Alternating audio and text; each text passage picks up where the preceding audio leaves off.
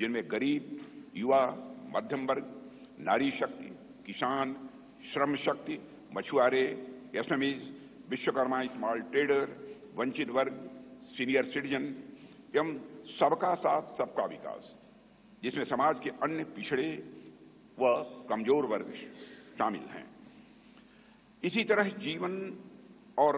Governance के जुड़े मुद्दे के 14 सेक्टर में बांटा गया है इन्हें, और इनमें पहला है विश्व बंधु, जिसमें भारत के अन्य देशों के साथ संबंध की बात की गई है। फिर है सुरक्षित भारत, जिसमें भारत की आंतरिक और बाह्य सुरक्षा का विषय है। तीसरा है समृद्ध भारत, चौथा है ग्लोबल मैन्युफैक्चरिंग हब, पांचवां वर्ल्ड क्लास इंफ्रास्ट्रक्चर, छठा ईज ऑफ लिविंग, सातवां विरासत का विकास, आठवां है गुड गवर्नेंस यानी सुशासन, नवां है स्वस्थ भारत, 10वां गुणवत्तापूर्ण शिक्षा, 11वां है खेल का विकास, 12वां है सभी क्षेत्रों का संतुलित विकास करना, 13वां है इनोवेशन एंड टेक्नोलॉजी और 14वां है सस्टेनेबल इंडिया, जहां पर्यावरण से जुड़ी हुई बातें हैं। हमारे संकल्प पत्र का हर संकल्प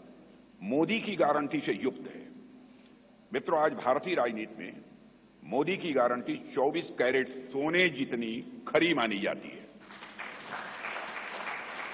इसलिए मुझे कहने में रंच मात्र भी संकोच नहीं है कि हमारा संकल्प पत्र भारत ही नहीं, दुनिया के राजनीतिक दलों के मैनिफेस्टो के लिए एक गोल्ड स्टैंडर्ड है। और मुझे पूरा विश्वास है जिन संकल्पों को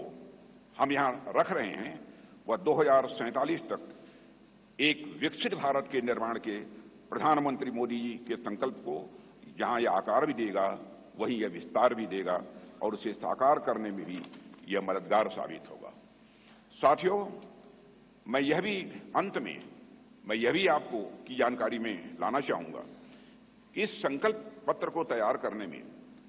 अपनी प्रतिदिन की अत्यधिक व्यस्तताओं के बावजूद हम सबके साथ देर रात तक बैठकर माननीय प्रधानमंत्री जी ने हम सभी का मार्गदर्शन किया है। उनके पास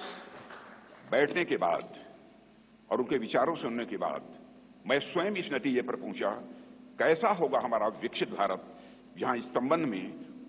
उनके अंदर पूरी स्पष्टता है, वहीं पर आत्मविश्वास है कि यह हासिल होकर रहेगा। साथियों, इस इलेक्शन कमेटी की कन्वीनर श्रीमती निर्मला सीतारमण जी और जितने भी हमारे इलेक्शन कमेटी के सदस्य हैं, इलेक्शन मैनिफेस्टो कमेटी के, उन सभी के योगदान की मैं सराहना करता हूं। और अंत में मैं यह भी कहना चाहूंगा, साथ ही दिन रात सारे सुझावों को संकलित करना, अध्ययन करना और उसे संकल्प पत्र के रूप में तैयार करने में जो भूमिका हमारे रेल मंत्री श्री अश्विनी कुमार वैष्णव ने निभाई है, उसकी भी मैं विशेष रूप